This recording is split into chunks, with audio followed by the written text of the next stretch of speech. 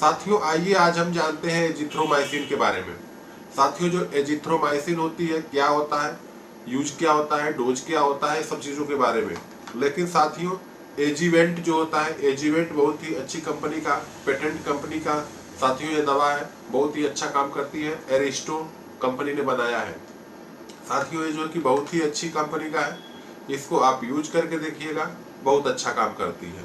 तो साथियों इसके बाद एक आता है एजनी। साथियों एजनी भी बहुत अच्छा काम करता है।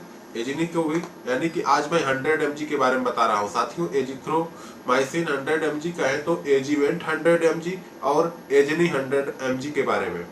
तो साथियों इसका फार्मूला है एजिथ्रोमाइसिन, ओरल सस्पेंशन है साथियों दोनों का, और ये बहुत ही अच्छा काम करता है। तो साथियों सबसे पहले जानेंगे कि एजिथ्रोमाइसिन क्या है। साथियों जो एजिथ्रोमाइसिन होती है यह एक तरह की एंटीबायोटिक होती है, यानी कि एंटीबायोटिक होती है जो कि हमारे शरीर में या हमारे बच्चे के शरीर में जो इन्फेक्शन होता है साथियों, जो इन्फेक्शन होता है उसको कम कर देता है। यानी कि कहें तो बच्चे को यदि बुखार हो जाए तो भी यूज कर सकते हैं। तो साथियों सबसे पहले मैं आपको बता दूं कि जो बैक्टीरिया ग्रो कर रहे होते हैं, यानी कि बैक्टीरिया शरीर में बढ़ते रहते हैं, यानी कि उस टाइम साथियों प्रोटीन का संश्लेषण होता है। बैक्टीरिया की ग्रोथ के लिए प्रोटीन का संश्लेषण होता है। तो साथियों प्रोटीन का जो संश्लेषण होता है उसी को जो है कि एजिथ्रोमाइसिन रोक देता है, यानी कि जो संश्लेषण हो रहा होता है उसको रोक देता है और उसको धीरे से खत्म कर देता है। तो साथियों इस तरह से आपकी जो इन्फेक्शन है, चाहे आपके बच्चे को जो इन्फेक्शन है, बैक्टीरिया से मुक्त हो जाता है बच्चा और ठीक हो जाता है। साथियों इसका उपयोग जान लेते हैं कहाँ कहाँ होता है। साथियों एजिथ्रोमाइसिन का उपयोग बुखार में भी होता है, यानी कि फीवर आता है तो भी होता है। उसके साथ साथ साथियों कभी कभी स्वेलिंग हो जाती है आंतों में, साथियों आंत में स्वेलिंग हो जाती है टाइफाइड फीवर के कारण, तो भी यूज करते हैं। साथियों उसके बाद टांसिलाइटिस में भी हो जाते हैं, टांसिल्स जो बढ़ जाती है उसमें यूज करते हैं। साइनस की प्रॉब्लम हो उसमें यूज करते हैं। साथियों त्वचा की प्रॉब्लम हो उसमें यूज करते हैं।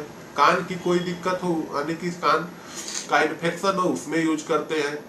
साथियों नाक में कोई इन्फेक्शन हो उसको यूज करते हैं।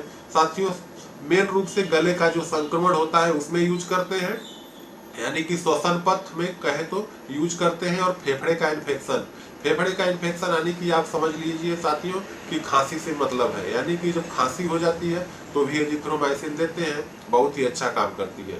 साथियों एजिथ्रोमाइसिन का उपयोग करने से खांसी दूर हो जाती है, यानी कि जो गले का संक्रमण है वो भी धीरे धीरे करके दूर हो जाता है साथियों। लेकिन इसके साइड इफेक्ट भी बहुत कुछ है, तो साइड इफेक्ट बताने से साथियों वीडियो बहुत बढ़ जाएगा। इस वजह से साइड इफेक्ट को न बताते हुए मैं आपको डोज के बारे में बता देता हूँ। साथियों डोज जो इसका होता है वजन के अनुसार ही देते हैं बच्चे को, यानी कि 10 mg पर kg पर डे के हिसाब से देते हैं साथियों। बच्चे का जितना वजन है उसमें 10 का मल्टीप्लाई कर लेते हैं, यानी 10 का गुणा कर लेते हैं, जितना आता है उतना mg देते हैं साथियों। इसमें 5 ml में 100 mg मिला हुआ है, यानी कि जो एजीवेंट 100 mg है, यानी कि 5 ml में 100 mg है, तो इसी हिसाब से पिलाएंगे। यानी कि 1 mg में साथियों कहें तो सॉरी 1 ml में साथियों जो है कि 20 mg आता है, यानी कि 1 ml में 20 mg आएगा।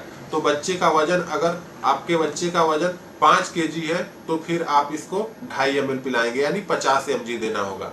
तो साथियों सिर्फ एक बार देना है बच्चे को, और बच्चे का अगर वेट कम हो रहा हो, बुखार के कारण उसको भूख न लग रही हो, सर्दी जुकाम खांसी हो, खांसी में भी बहुत अच्छा काम करता है। तो साथियों ये हो गया एजीवेंट और एजीनी। साथियों एजीवेंट और एजीनी के बारे में साथियों, इसके फार्मूले में साथियों एजिथ्रोमाइसिन की बहुत सी कंपनियां बनाती हैं, लेकिन मैंने ये दोनों को आपको बताया हूँ। तो साथियों बस इतना ही। जय हिंद, धन्यवाद साथियों।